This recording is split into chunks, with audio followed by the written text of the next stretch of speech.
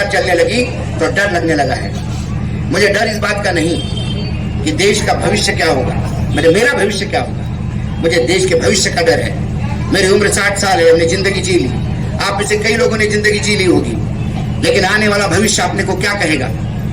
क्या हम चाहते हैं कि जब हमारी बरसी मनाई जाएगी तो हमारे बेटा, हमारे पोता हमारे फोटो के सामने नमन करेगा या पैरों का जूता उठा के मारेगा कि कैसी कैसी सरकारें तुमने हमको दी है कि जिसके चलते आज हम भिखारी हो गए?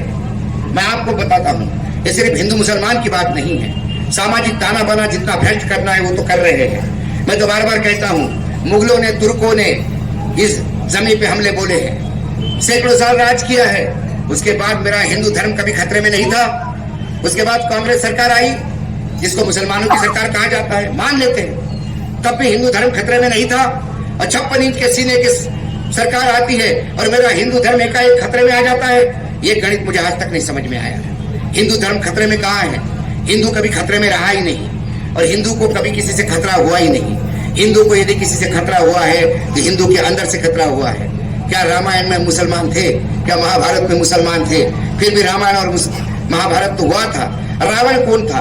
हिंदू ही तो था। एक पिक्चर में रावण को दाढ़ी दिखा दी गई तो सारे लोग खड़े हो गए, रावण ब्राह्मण है, उसको मुसलमान जैसी दाढ़ी क्यों दिखाई? रावण के प्रति भी ब्राह्मण उमड़ आता है, उसको लगता है कि रावण भी मेरा है, रावण भी पूजा जाता है। महाभारत में आज महाभारत हुआ, कौन था महाभारत में? कौरव कौन थे? मुसलमान थे। कौरव तो हिंदू थे। तो फिर क्यों हुआ? क्योंकि धर्म के अंदर ही कुछ ऐसे लोग होते हैं जो धर्म को नष्ट करने देते हैं। क्या धर्म अब दुकान हो गया है? मैंने आपको राम राम क्यों कहा आगे से? इसलिए नहीं कहा कि इसने किसी ने यहाँ पे उर्दू में कुछ कहा, किसी ने अपने अल्लाह को याद किया। मैंने राम राम इसलिए कहा कि राम किसी एक की बाप की बपोती नहीं, राम मेरे भी है। राम आप सबके है। जो इस देश में रहता है सब राम को मानते हैं। क्या रामायण से कोई शिक्षा नहीं लेता? क्या कौन ऐसा रामायण में ऐसा क्या सिखाया गया है कि जो कोई इस देश का कोई भी धर्म का आदमी, क्रिश्चियन हो या मुसलमान हो, राम को गाली दे? कोई राम को गाली नहीं देता।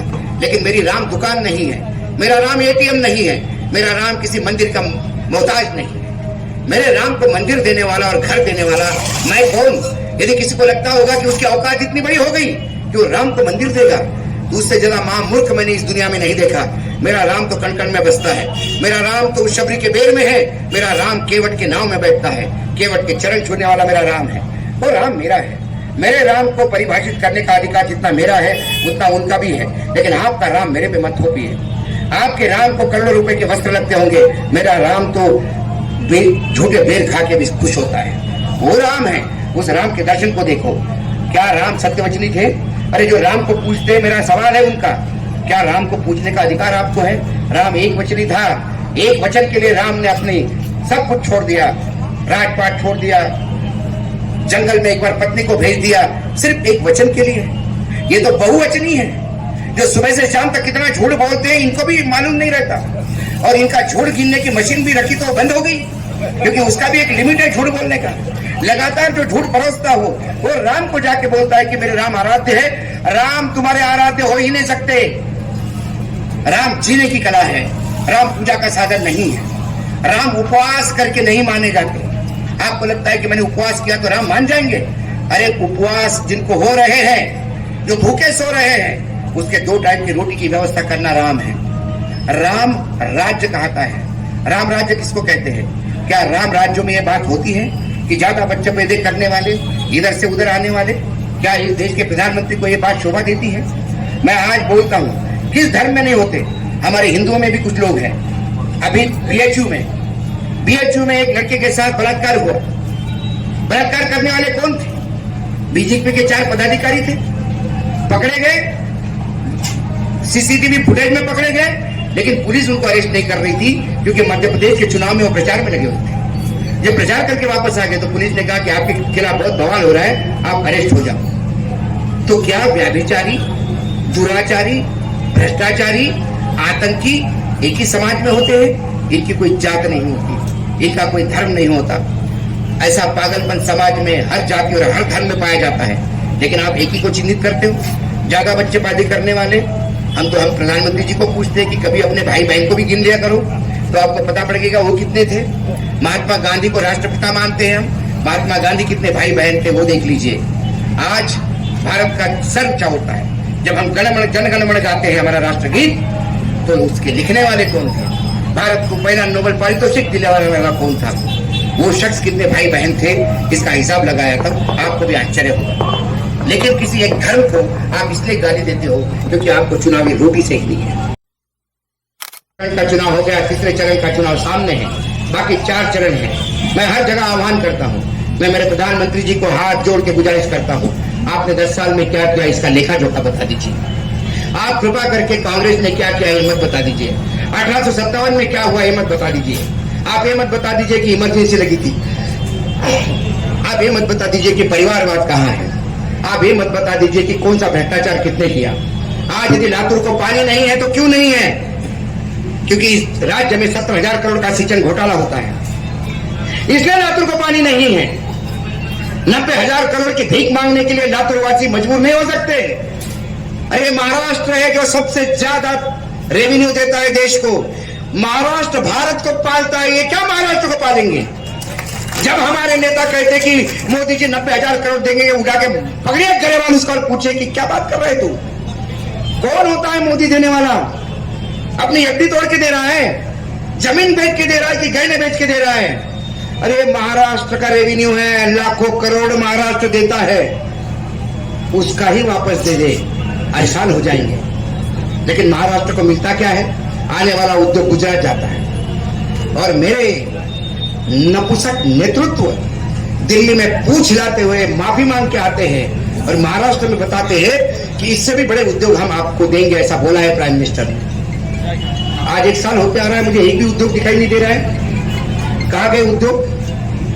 सिर्फ बोलने की बात है, हवाबाजी है। हमारे नेतृत्व मन की बात करता है, जन की बात कभी नहीं सुनता। बार बार मैं कहता हूं कि आपको प्रधानमंत्री ने एक बात की, मैं जरूर प्रधानमंत्री की 2-3 बातें हैं। मैं बार बार कहता हूं कि प्रधानमंत्री जब भी बोलते हैं झूठ बोलते हैं, ये मैं बार बार बोलता था और कई लोग मुझसे नाराज भी होते थे। बोले प्रधानमंत्री की गरिमा है पद की। मतलब गरिमा तो मुझे भी है, लेकिन उस व्यक्ति की सबसे बड़ी रिस्पॉन्सिबिलिटी है कि जिस पद पे वो बैठा उसकी गरिमा रखे। यदि मैं पत्रकार के पद, संपादक के पद पे बैठा हूं तो मुझे उसकी गरिमा रखनी होगी। यदि मैं छिछोरापन संपादक के पद पे बैठ के करूं तो फिर मुझे किसी ने छिछोरा कहा तो मुझे बुरा लगना नहीं चाहिए। तो गरिमा प्रधानमंत्री पद के पहले प्रधानमंत्री स्वयं रखे। मेरे प्रधानमंत्री बजरंग बली का नाम देके बटन दबाने वाली बात नहीं कर सकता, क्योंकि वो संविधान में विश्वास रखता है और संविधान सभी धर्मों का और जाति की इज्जत करता है। मैं अभी आज बात कर रहा था, 2 साधु मारे गए, उद्धव ठाकरे की सरकार थी, पूरा देश सर पे उठाया कि साधुओं को मरवाया दिया। पालघर में साधु मरे, बिल्कुल गलत हुआ। किसी भी इंसान की हत्या हो, साधु हो, मौलवी हो, कोई भी हो, हत्या इंसान की हत्या होती है। किसी भिखारी की भी हत्या हुई तो भी उसको जीने का अधिकार नहीं है, ऐसा नहीं मैं मानता। हत्या बुरी होती है, उसका निषेध होना चाहिए। सरकार ने निषेध किया, सरकार ने 158 लोग पकड़े गए।